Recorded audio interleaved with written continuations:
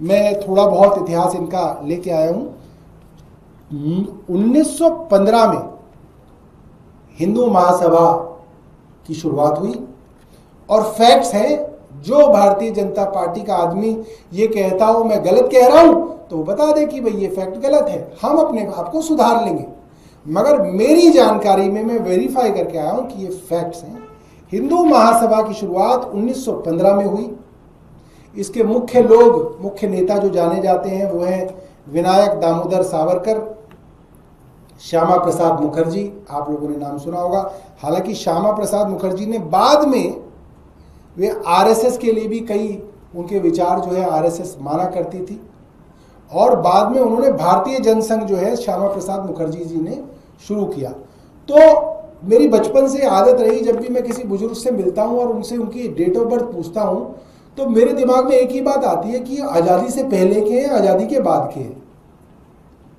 कोई बताता है कि मैं 1940 में पैदा हुआ, तो मैं सोचता हूँ अच्छा जब आज़ादी हुई होगी ये 7 साल के होंगे, इन्हें ज़्यादा नहीं पता होगा। कोई बोलता है कि मैं अगर 1930 का हूँ तो मैं कहता हूँ अरे आज़ादी के वक्त ये 17 साल के होंगे, इन्हें कुछ ना कुछ पता होना चाहिए और इन्हें ज़रूर पता होगा। तो ये जो संगठन है इसका जन्म दिवस है 1915। तो जब भारत देश आज़ाद हुआ, ये कितने साल के होंगे? 32 साल के होंगे। तो 32 साल का तो अच्छा जो है वयस्क होता है। और ये जो आरएसएस थी ये 1925 के अंदर बनी, ये भी ठीक ठाक पुरानी संस्था थी।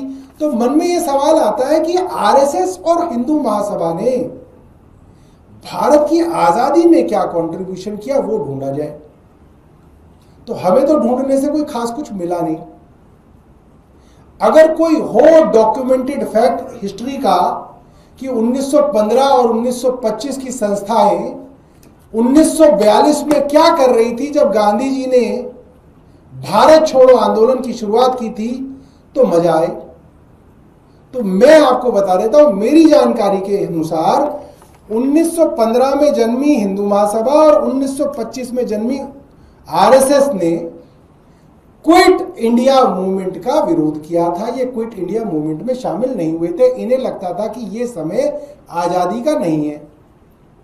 गांधी ने क्विट इंडिया मूवमेंट इसलिए शुरू की थी क्योंकि 1942 में वर्ल्ड वॉर 2 चल रहा था, तो अंग्रेज कमजोर थे।